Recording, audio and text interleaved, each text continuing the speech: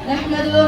ونصلي على رسوله الكريم أما بعد فأعوذ بالله من الشيطان الرجيم بسم الله الرحمن الرحيم قل هو الله أحد الله الصمد لم يلد ولم يولد ولم يكن له كفوا أحد آيات کے سامنے میں تجدید کھڑا ہوں اس کا نام ہے یوم آزادی